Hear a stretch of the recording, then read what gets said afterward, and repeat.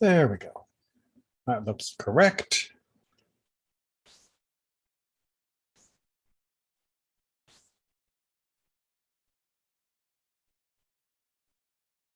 And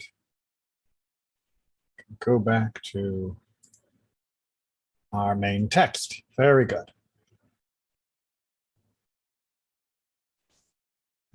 Well, the technical things look like they're on, at least the way they're supposed to be for the moment. We'll give it just another minute to allow people to log into YouTube as well as the Zoom link.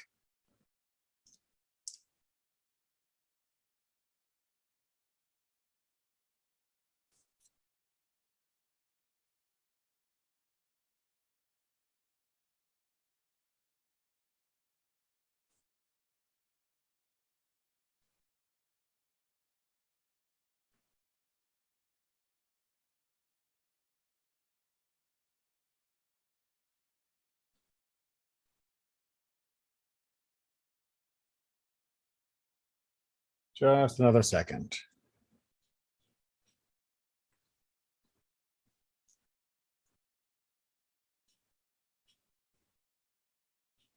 All right, well, we've allowed for the normal technical difficulties buffer, and hopefully everyone has logged in who can, and those who log in later, well, they'll join us as we are on.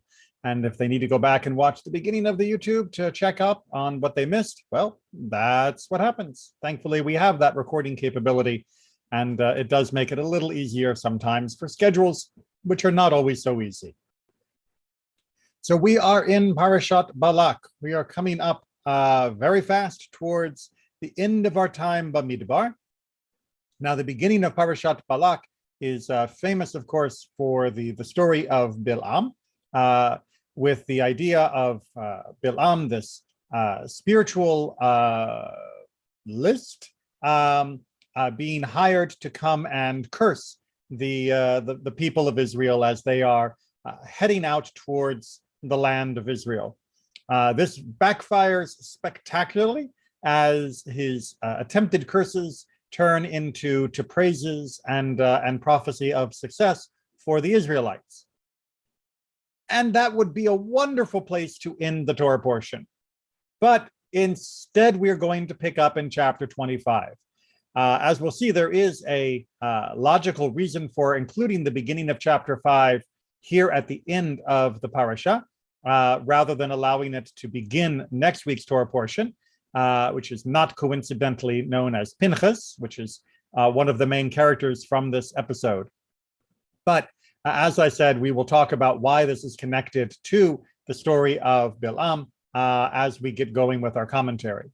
But this is a very jarring episode, and all the more so because it comes right after the chapters of praise that were Bilam's prophecies for us. I should warn you that if you are uncomfortable with topics of sexuality or, of course, idolatry and of vigilante justice, then you may want to pause and read through the text, since no part of the Torah is ever off limits, but you may wish to simply read through it without delving much deeper right now, as I know these topics can be quite upsetting. But with that warning out of the way, let's get down to work. As always, we start with the words of the Torah, paying attention to any issues or topics that we think may be important for us to discuss and unravel.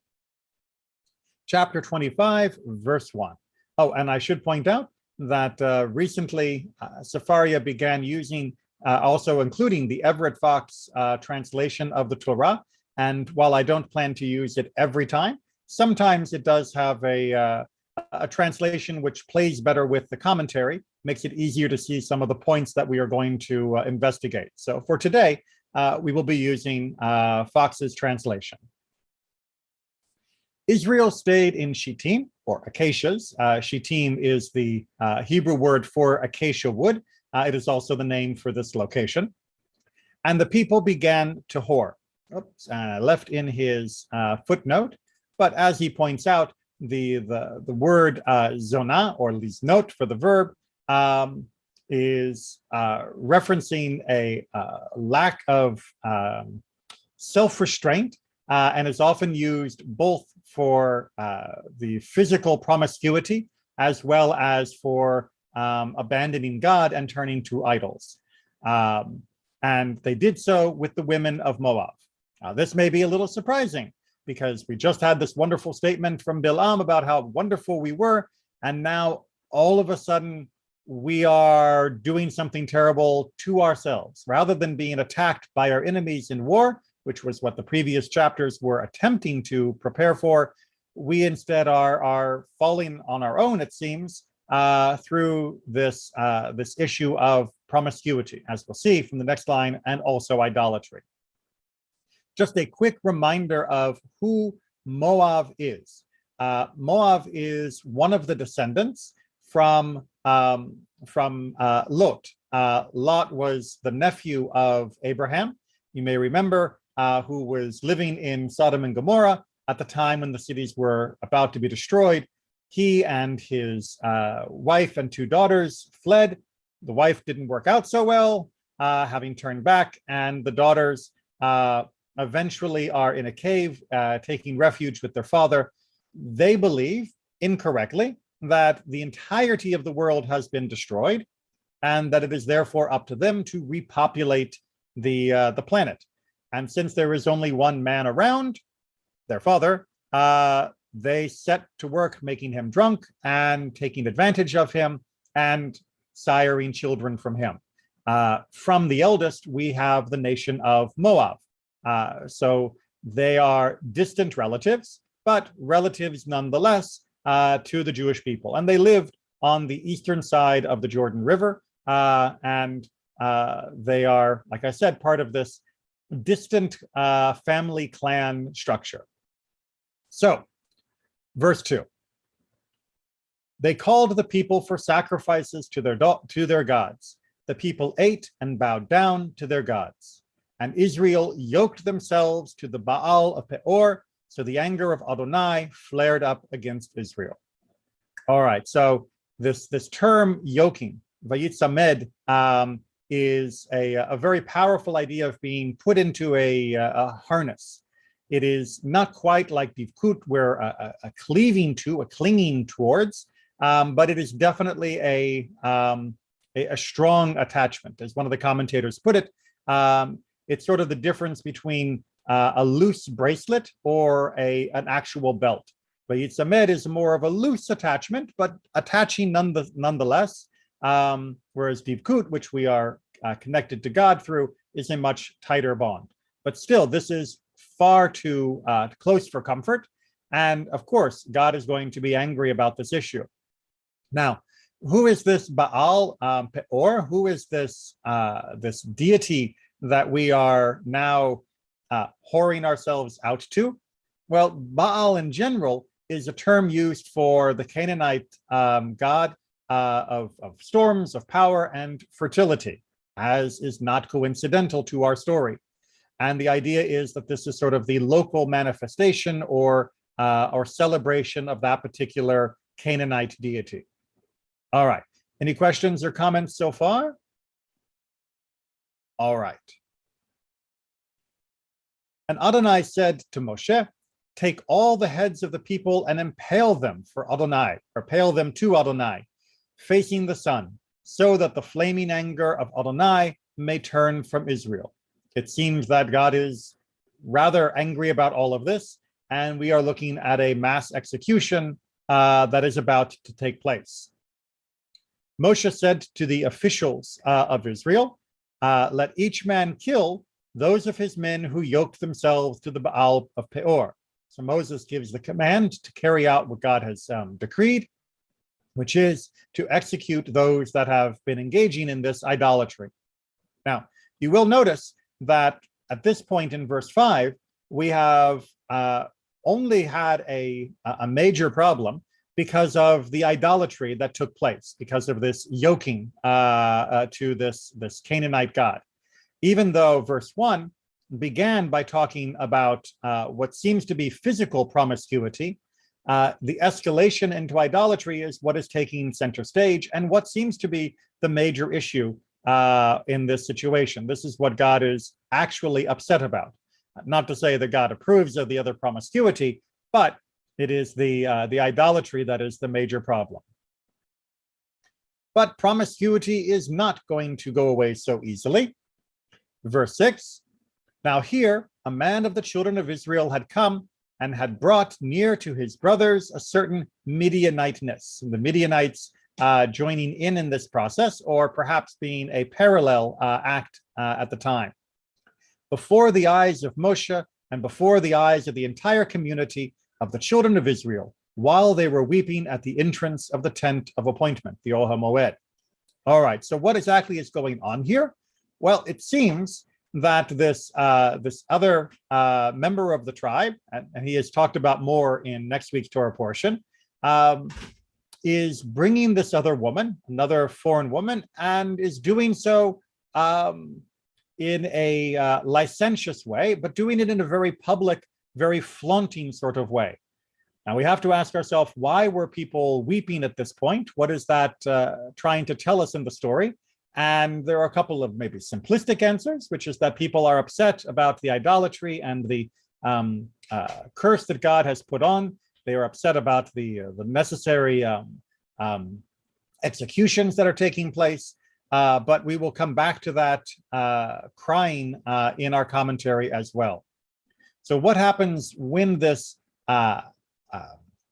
flagrant violation takes place? Verse 7, Pinchas, son of Eleazar, son of Aharon, the priest, saw it, meaning saw this man with this Midianite woman. So he arose from the midst of the community and took a spear in his hand.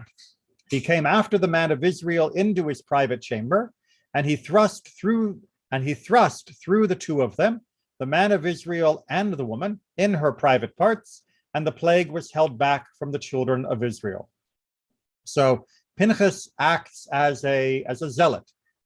His zeal drives him to sort of get up, to grab a spear, to chase after them as they are engaged in the deed, so to speak, and to then take that spear and impale both of them through the private parts, if you will, of what's going on. And at that point, the plague, meaning the sweeping idolatry and immorality, as well as the executions that were coming as a response to it, that comes to a halt. And those who died of the plague were 24,000. Now, we've talked at other times about Pinchas's zeal, so I don't really want to go into it in too much detail, but I would like to just point out that this form of vigilante justice is always held in great suspicion by the sages. While it turns out that in the next week's Torah portion, that Pinchas gets a reward of sorts, being elevated to the status of a Kohen, even though he was not a Kohen at this time. It seems also that there was a tinge of admonishment that our sages discovered, and which do not allow this character to be one that is of only receiving effusive praise. Instead, there is a limit to how much our tradition is willing to countenance such zealous and vigilante behavior. We are not prone to such extrajudicial attacks, preferring, of course, that if there is a crime that needs to be stopped, that is harming another person, yes, then physical action like this is taken. But in other circumstances, it is better to arrest, to prosecute, and to execute if that is the appropriate penalty.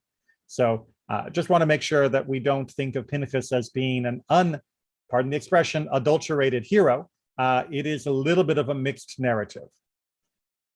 All right. Any questions before we dive into our commentary to unravel this discussion? All right, I'm not seeing any questions, so let's get down to work. Oops, we can make that a little bigger. That shouldn't be too hard for me to read, Crossed, and hopefully that makes it a little easier for people who are on devices. And if you will just excuse me.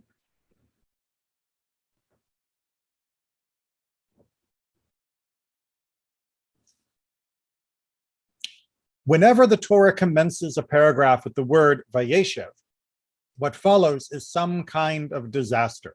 So this is a principle put forward by the tradition, which I found the Atzekinim summarizes very nicely, that when we have this Vayeshev, which is the beginning of chapter 25, that we should always have our ears perking up. It's a settling down verb, but it seems to come with a pattern that when you see Vayeshev, that somebody is settling down in this way, that it seems almost invariable that there will be a disaster right afterwards. So Genesis 37, we see Vayeshev for Jacob, and indeed, right afterwards, we get the disaster of Joseph being sold off to slavery.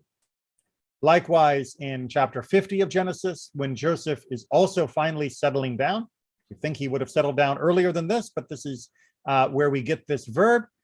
Again, it is followed by his early demise and summoning his brothers to discuss his imminent departure. So just as a little tip on reading Torah, there are certain words and certain linguistic styles that follow a pattern. It's not always 100% ironclad, but it does often follow these patterns. And it is nice to be able to notice that the author is preparing us that something bad is about to occur. Now, why is this Vayeshev? Why is that settling down? Why is that necessary? Is it connected to the disaster that was about to occur? Indeed, Or HaChaim believes so.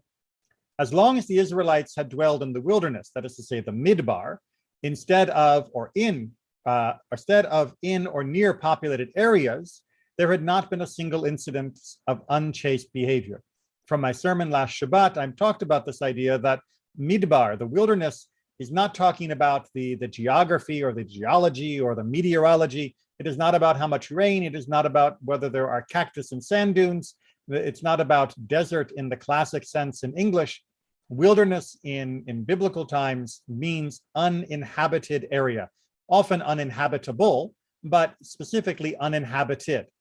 And what Or HaChaim is pointing out is that now that we have reached the edge of the land of Israel, we are no longer in the middle of nowhere. We are no longer in no man's land.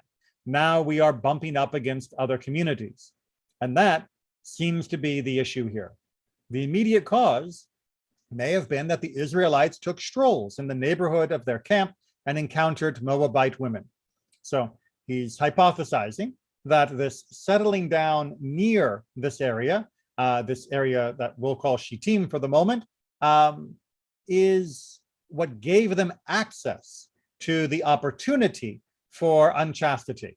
Now, this seems to be implying, and something that we're going to have to discuss as we go on, that the morality that had come for the years before was really a morality of convenience, that the Israelites were not such paragons of virtue, but rather they were deprived of the opportunity to test their virtue. And now that they are in an area where they have a chance to meet the locals, some of them seem to have leapt at that chance.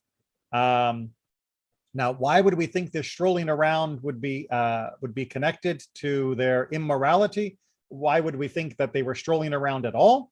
Well, as Or HaChaim brings for us, the root of the word Shittim, the name of that place, occurs also in Numbers 11:8, where the Torah describes the daily stroll to pick up the manna with similar words. And also, of course, in that chapter, the Israelites are complaining about the manna that they are collecting. So this wandering to pick up the manna seems to have been a necessary activity, but that wandering seems to have also led them, whether for the manna or other times, to encounter other groups. And for some of the Israelites, that encounter was all the temptation that was needed to run off and engage in this behavior. But Datsakinim has a slightly different explanation for the word of Shittim. Rabbi Yoshua says that it was so named after what happened there, meaning that it wasn't because of the strolling, it was because of the catastrophe, that many Israelites committed the ultimate folly, shtus, that they were engaged in this stupidity. Now, what stupidity is that? That's what we're going to have to unpack. I know we've got the description of the licentiousness and the idolatry, but as we'll see, there is a narrative to be spun here that is very important for our understanding of the situation.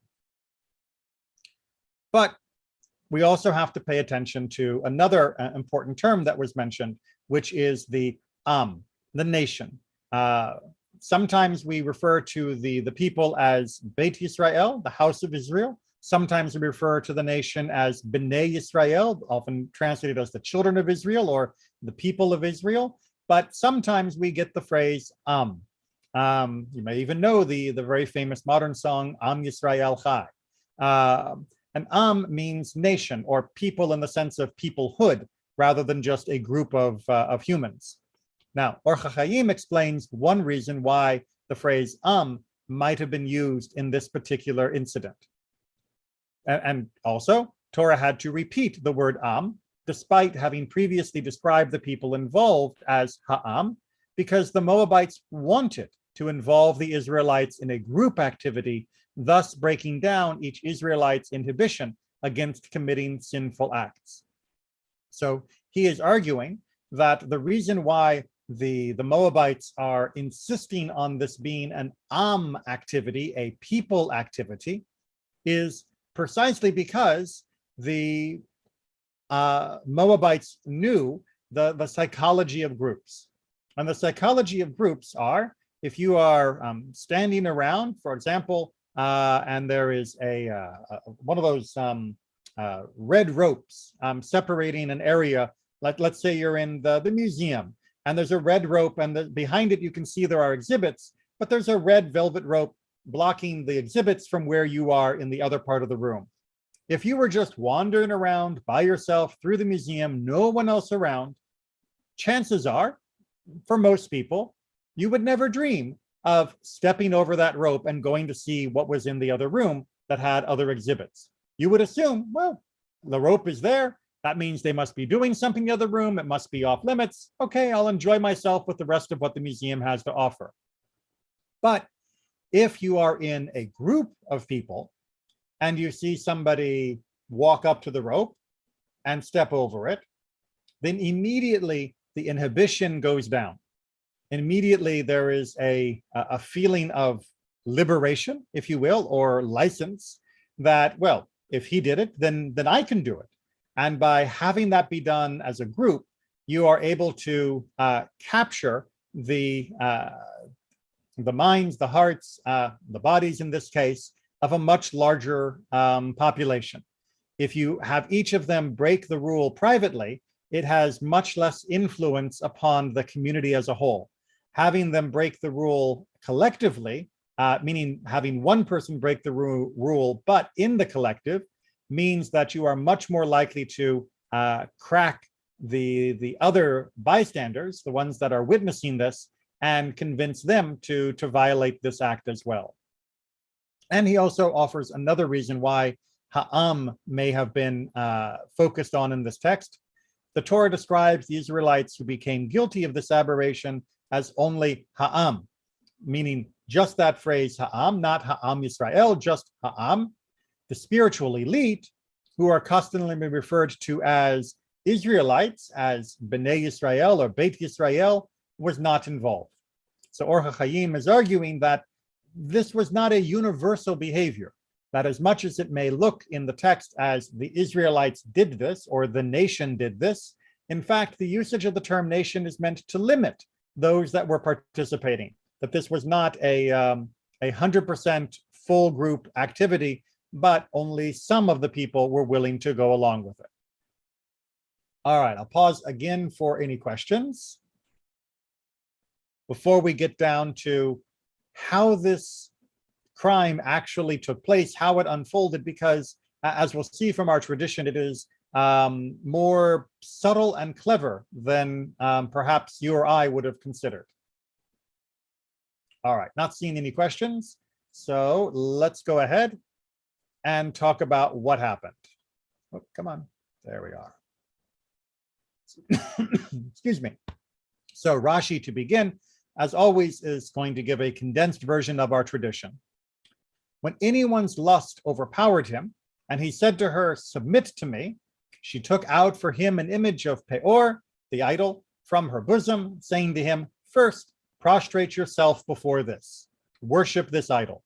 So we get a taste here of what our tradition is going to unfold for us, with the idea being that why would the promiscuousness with the Moabite women be connected to the idolatry? And the short answer is because committing idolatry became a prerequisite for the promiscuity that was also taking place. That the women would tempt the men physically for inflaming their passion and desire. And then when he was raring to go, she would say, "Fine, but first you have to worship the idol." That it was a temptation of one appetite that was then used to override common sense and engage in a different violation. Now, as Siftei Chachamim, the commentary on Rashi, goes on to expand for us, Rashi needed to say this, meaning needed to explain it in this way, because when one is promiscuous, it is because his evil inclination, his Yetzer Hara, takes control of him. Thus, one should not wonder as to how Israel stumbled into promiscuity. Right? It doesn't exactly take a great sage to figure out why some of the Israelites would have gone off and slept with these women, because some people do that. The Yetzer Hara, the evil inclination, is often tempting of, isn't she pretty? Wouldn't you want to? Why not? What's stopping you? All of those types of temptations will, for some people, tip the scale in the direction of committing the transgression. That is not surprising at all. But for if not so, it should state, and they prostrated themselves before the gods of Moab. But there was a connection, you see, between that evil inclination, lust, and the violation of the prohibition of idolatry. Because it should have read, they hoarded themselves out to these Moabite women, and they prostrated themselves before the gods of Moab.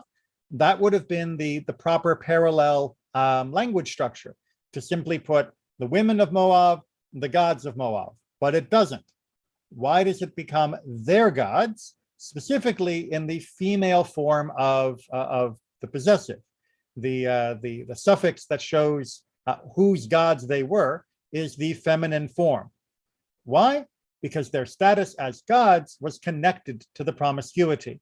It was through the women that they were then put in the position of worshiping these other gods, that there was a linkage here.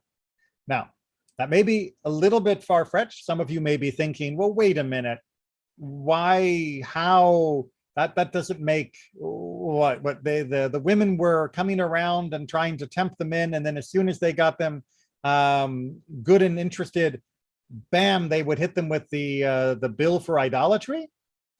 It may still not convince you. The grammar seems to work, as both Rashi and the Siftei Chachamim are pointing out, but you may not be yet ready to buy that completely. So I pause, that's fine, let's keep talking. We'll see if I can sell that argument a little bit stronger. So first, let's take from the teachings of Sforno. Originally, there had been no intention of committing idolatrous acts at all. Right? Again, you're forgiven for thinking that it was 1-2 very quick, because the text in the Torah says that they were doing this promiscuity and then they were worshiping. But there's no reason to believe that when the men went out to commit these acts of promiscuity, that they were also planning to commit acts of idolatry. They may have been interested in meeting the local women now that they were finally next to other inhabited settlements, But that doesn't mean the men were running off to go worship an idol. But all that the males had intended was to indulge their libido with women folk who made themselves available. However, these people fell victim to precisely the warnings of the Torah in Exodus 34:15 and 16, of what would happen if they allowed the Canaanites to remain in their country and conclude a covenant with them. Indeed, that section of Exodus says, if you get together and you may allow them to live around you, then you will eventually eat their sacrifices and you will eventually come to be intimate with their children. That is exactly what's playing out here. So it seems to be a slippery slope type argument, saying that the beginning may have been a purely licentious act, sexual act, but that sexual act led towards the idolatry that would come next, which, as we saw, was the major problem, the major crime that God was upset about. And indeed, as Forno points out, the psychology of this was a classic demonstration of how the evil urge, the Yetzer Hara, works. First, suggesting minor infractions of Torah law, and then gradually suggesting major sins. Not to imply that going around and sleeping with these other women was a minor infraction, but compared to idolatry, certainly it is.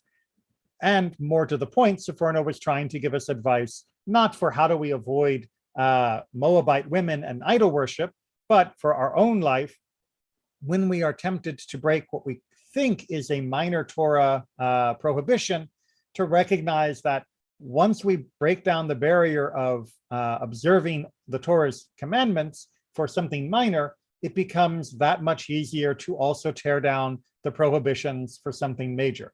So it is a point of psychological insight that should serve us all well, and that will hopefully make life easier for us to stay on the straight and narrow. Before I turn the page, again, just going to pause for any questions. Not seeing any. All right. So let's explain how our tradition actually understood this tete-a-tete happening, of how the Moabites used the promiscuity to get to idolatry. And this is from the classic Midrash Tanhuma, but it is a summary of teachings found in earlier parts of Jewish text. The women of Moab were going by the counsel of Balaam. Wait, who? Balaam? But he was the guy we talked about at the beginning who was trying to do the curses, but ended up doing the blessings. What are we talking about here? Well, according to Deuteronomy, here these women at the bidding of Balaam, did what we talk about. So we get the hint that this was the scheme of Balaam. And in that way, it makes a great deal of sense. Think about Balaam's position. He wanted to get paid. He wanted to go get that silver. Even his donkey realized it was a bad idea, but man, was he tempted. But when he got there, he knew that he couldn't speak anything other than what God told him to speak. And as such, he ended up blessing Israel vis-a-vis the coming conflict. But Balaam was not a man to give up easily. And he recognized that he might not be able to curse Israel directly, but that doesn't mean that Israel couldn't mess up on its own. That doesn't mean that Israel couldn't cause their own trouble, if only they had the right set of circumstances. And thus he concocted the scheme, again, according to our tradition. They made themselves curtain stalls and installed harlots in them, with every object of delight in their hands. Now a girl would have an old woman as an agent, for an old woman would be in front of the shop. During the time that Israel was passing by on the way to the marketplace, the woman would say to him, "Young man, surely you want objects of linen which have come from Beit Sha'an." You can get to the whole idea here. People are out for the first time. They're in connection with other traders. They're able to get garments which, as we know from the Torah, they'd been wearing the same clothes for 40 years because they hadn't worn out, one of the miracles of the wilderness. But after 40 years, you're probably going to get sick and tired of the clothes, even if you're astounded that they are still intact. As such, you would have this commercial setting with something that would clearly be of interest to the man. And as he would come forward and see this seemingly harmless old lady, they would begin to have the transaction. Then she would show them to him. And when the old woman would tell him a high price, the girl a lower one. So now we get into good cop, bad cop. The old woman says, oh, yes, it's only X amount. And the pretty girl in the back says, no, no, no, we can sell it for lower than that. X minus 10. She would give a discount. From then on, the girl would tell him, you're like one of the family. Sit down and choose for yourself. Right? She begins to speak pleasingly and cajolingly. She's offering discounts. And now a jug of Ammonite wine was placed by her, since the wine of Gentiles had not yet been forbidden. That's a later enactment because of their use of the wine in idolatrous practice. Then out comes the girl, perfumed and adorned, and seduces him and says to him, why do you hate us when we love you? Take for yourself this article free. We are all children of a single man, children of Terach, the father of Abraham. So do you not want to eat from our sacrifices and from our cooking? Here are calves and cocks for you. Slaughter them according to your own precepts and eat. Now, notice the way the rabbis look for the subtle entrapment in all of this. She's not saying that they hate the Israelites, although remember, this is still a ploy to cause the trouble for the Israelites so they will become weakened and cursed and thus defeated in battle. But she doesn't say that. She says, you hate us. We are the victim. You're the one attacking us, which is not true at this point, but she is trying to portray it in that way. And says, why should we be fighting? Be friends. Here, have this for free. You know, the first one is always free. And then she appeals to their shared lineage. For we are all children of a single man, the children of Terach, the father of Abraham. Right? That is true. They are descended from the same lineage, from Lot on the side of the Moabites and from Abraham on the side of the Israelites. And then she says, again, lowering the bar, okay, you don't want to eat from our sacrifices at first. Go ahead and eat your own. Do it your own way. Have this opportunity to get social and friendly together. But remembering she has an ulterior motive this entire time. This is not a good faith interfaith discussion. This is not somebody who says, you know what, let's sit down and you can tell me about your people and I'll tell you about my people and we should be friends. This is somebody that is trying to provoke the man into a transgression that will cause strife in Israel, that will make them more vulnerable to a physical conflict, to a war. Immediately she has him drink the wine, and then the Satan, the Yetzer Hara, the evil inclination, the adversary, burned within him, so that he became a fool for her. So adding in the wine, of course, we know makes people stupid. However, there are also those who say that Balaam commanded them not to have them drink the wine, so that they would not be judged as those who were drunk, but as willful sinners. A little twist, if you really want to rub salt in the wound, make sure you get him to do this while sober, because as sober, he has no excuse whatsoever for what he is about to do. He will be doing it purely out of lust and desire, and being cajoled by these pleasant words, and will have no defense before God for why he would engage in the idolatry. Note the subtlety. Right? I kind of gave it a specific, but I just appreciate what the rabbis are trying to say here, because again, they are not privy to this intimate conversation. They didn't have a tape recorder thousands of years before the rabbis were writing this down. Instead, the rabbis were reflecting from the experiences of their own life and their own communities, their own culture, and the cultures in which they lived, the Roman primarily, but other pagan cultures as well. And they recognized that there was a constant temptation, both innate in Jewish people wanting to transgress with the people around them, but that there was also a constant temptation among the pagan society to invite us to leave our Judaism behind, to come and worship their gods. For after all, isn't that just polite? In the ancient world, people would worship the gods of other nations all the time. Why were we being so stubborn?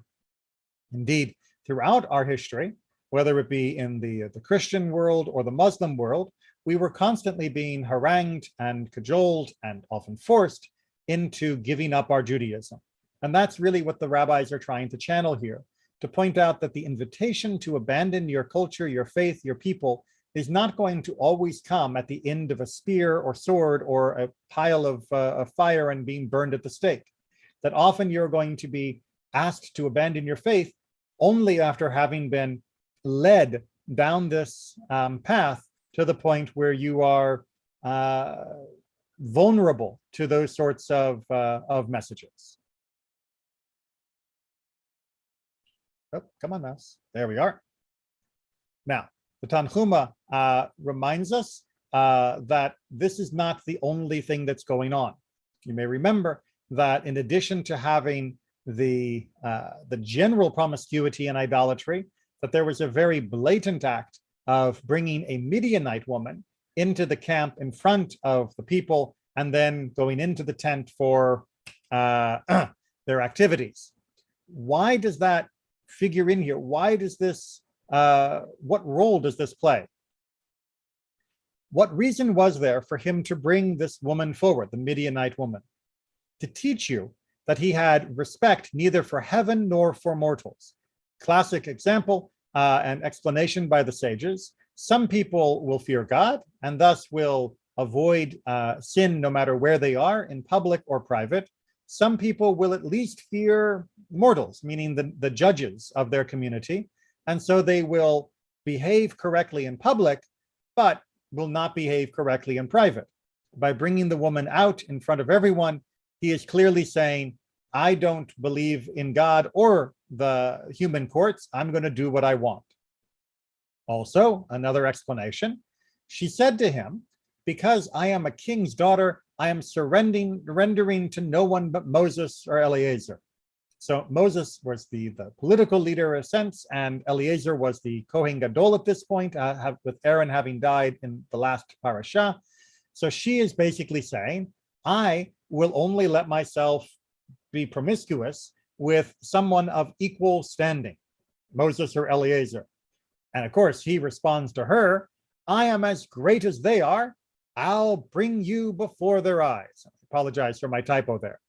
So again, a classic way to provoke an angry and stupid response from someone is to challenge their status in the group so that he will be more likely to do something ridiculous in order to prove that his status is indeed perfectly high.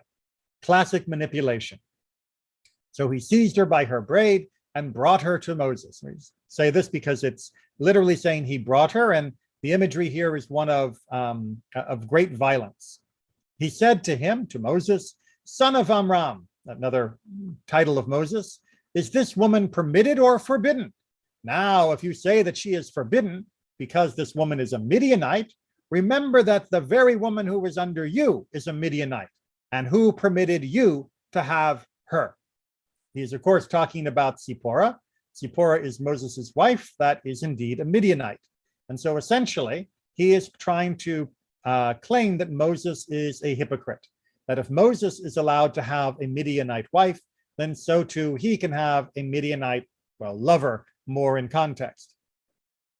The ruling, meaning the halakha, slipped from his mind, meaning Moses couldn't answer him. He was stunned and staggered, perhaps because of the personal attack, perhaps simply overwhelmed by everything that was going on. They all wept bitterly. That is what is written. They were weeping at the entrance of the tent of meeting. Why were they weeping? Because they became weak at that time. Now, this weakness is very important because that is what's going to give the window of opportunity for Pinchas to take his action. More about that in a second.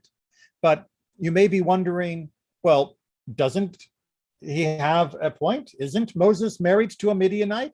Why is that allowed? And why is this not allowed? And the very short answer is Zipporah is no longer a Midianite. Zipporah is Jewish. She has converted. She is completely equal in every way. And as such, there is no reason for Moses and her to not be together. This other woman who is being brought in for her promiscuity and idolatry, well, she is not. Indeed, she has no intention of giving up her idolatry. That's the whole point of the promiscuity, as we discussed. So there is a fundamental difference between Zipporah and the promiscuity that he is about to engage in. So finally, let's finish off with our good friend Pinchas and figure out what's going on with all of this. Take all the heads of the people and hang them. That's our verse. But as is often the case, punctuation is not written into the Torah, and certainly intonation is not written into the Torah. And so we may have alternative ways of reading it. This is not to be understood as a command to kill the leaders of the people by hanging. It meant that the leaders, the heads of the people, should convict the guilty people, those who had worshipped the Baal or of the death penalty. What they are basically saying is, gather up the leaders of the people and hang those who have been transgressing. Notice how in that exaggerated version, there's a long pause between take the heads of the people. It doesn't mean remove the heads of the people. It means gather the heads of the people. And indeed, the head, the rosh, is a common phrase used for the leaders of the community. So it would be perfectly reasonable to believe that they weren't saying, go execute the leaders, but instead rally the leaders and get them to police the people within each tribe.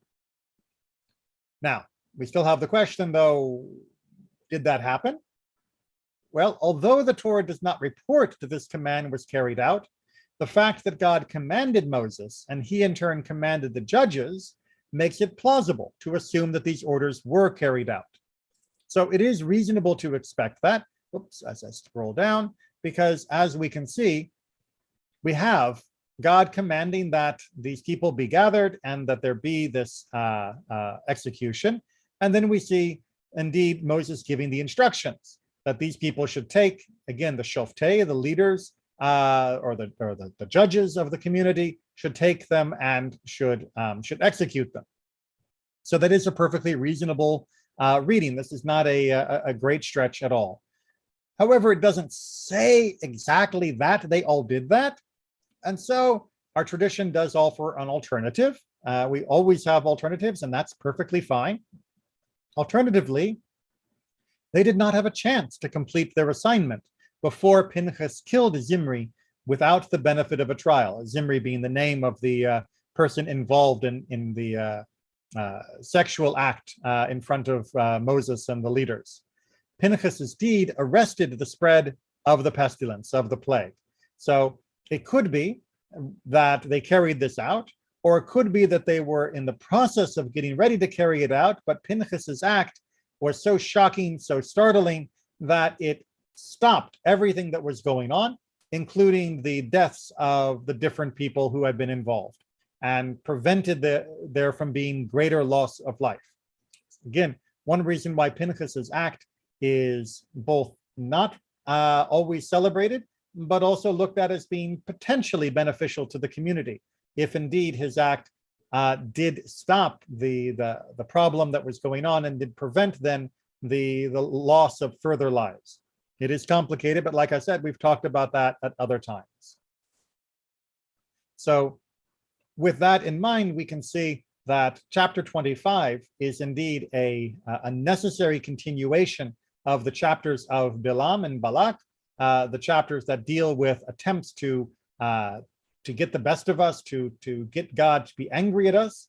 And we can see that despite us going along with this so stupidly, but in an understandable way,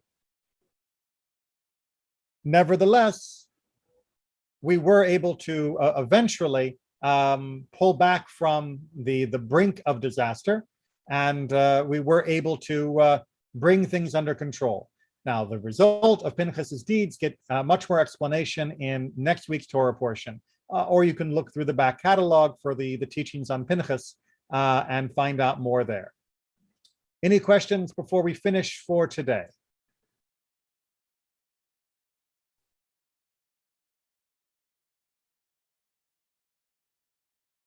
All right. Well, thank you all for studying, and please keep up the good work. And I look forward to seeing you for other classes.